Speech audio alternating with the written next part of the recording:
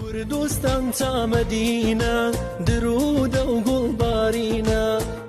هاوڵاتیانی شاری هەولێر وەکو نەریتی ساڵانەیان لە مانگی لەدایکبوونی پێغەمبەردا درودی خۆی لەسەر بێت شار دەڕازێننەوە و ئامادەکاری بۆ دەربڕینی خۆشی و یادکردنەوەی لەدایکبوونی سەروەری مرۆڤایەتی دەکەن. هاوڵاتیان دەڵێن پێویستە باکردار و شوێن پێهەڵگرتنی پێغەمبەر خۆشەویستەکان ئاوێتە یەکتر ببن و پابەندیمان با ڕێبازەکەی و ئاینی پیرۆزی ئیسلام دووپات بکەینەوە. طبعا ئەو دینە لە بۆ ڕۆژێک و دوو ڕۆژی نەهاتیە تەنیا لە بۆ ڕۆژی یادکردنەوە، لە بۆ هەموو کات و زەمانەی هاتیە، لە بۆ هەموو شوێن و جێگایەکی هاتیە، لە بۆ هەموو ئینسانیەت هاتیە. هەموو کاتێک بە کردارەکان بە ڕۆشتەکانی پێغەمبەر صلی الله علیه و سلم لازمە ئەو پێشڕەوی ئێمەیە و پێشەوای ئێمەیە هەمیشە کردارەکانمان لاسایی ئەو بکەینەوە، شوێنکەوتووی ئەوین، قوربانی ئەوین. بە حەمەل بزانە پێغەمبەر صلی الله علیه و سلم چی گوت و چی فەرمووە.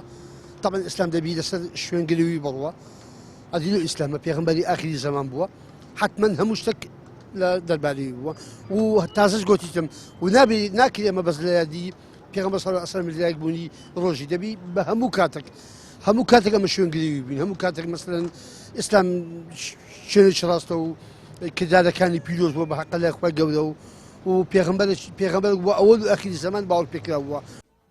نێو سنتەری شاری هەولێر بە دروشمی جیاجیا و هەڵواسینی پۆستەر و لافیتە کە گزارش لە خۆشەویستی پێغەمبەر درودی خوای لەسەر بێت دەکەن ڕازێنراونەتەوە.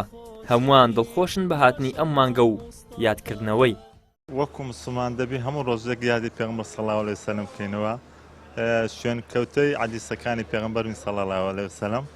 بەس وەکو عامیش هەموو ساڵێک بە بۆنێ لە 12 ڕەبیع ئەوەل هەولێر یادی لەدایکبوونی پێغەمبەر صلی الله علیه و سلم دەیکاتەوە. هەموو شتێک کردار یعنی پێویستە لەسەر مرۆڤ بە کردار یادی لەدایکبوونی پێغەمبەر صلی الله علیه و سلم بکاتەوە، یعنی حەدیسەکانی پێغەمبەر صلی الله علیه و سلم فەرمودەکانی زیندوو بکاتەوە، سونەتەکانی زیندووکەوە.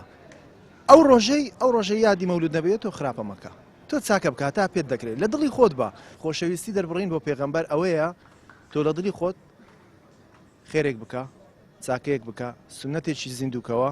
قوتابی جوبرەئیلی بۆ ئێمە ڕێ و دەلیلی.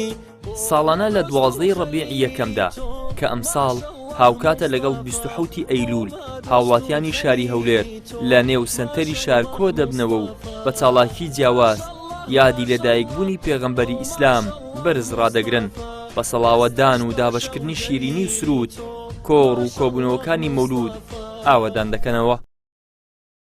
ئیدریس محەممەد، کەناڵی ئاسمانی پەیام، هەولێر.